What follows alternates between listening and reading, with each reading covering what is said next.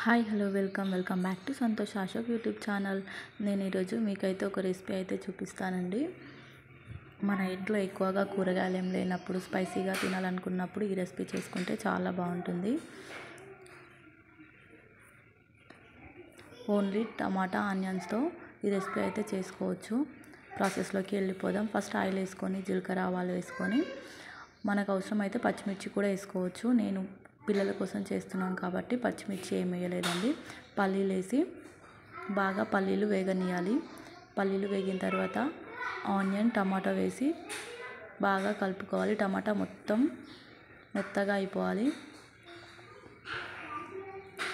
తర్వాత కొంచెం అల్లం వెల్లుల్లి పేస్ట్, పసుపు వేసుకొని కలిపేసుకోవాలి. తర్వాత సాల్ట్, కారం, మనం గరం మసాలా వేసుకోవాలనుకుంటే గరం మసాలా వేసుకోవాలి. స్పైసీ ఎలా కావాలనుకుంటే అలా వేసుకోవాలండి. ధనియాల పొడి వేసుకొని బాగా కలుపుకోవాలి. కలుపుకున్న తర్వాత రైస్ వేసుకొని కొద్దిగా రైస్ వేసుకొని కలుపుకుంటూ ఉండాలి.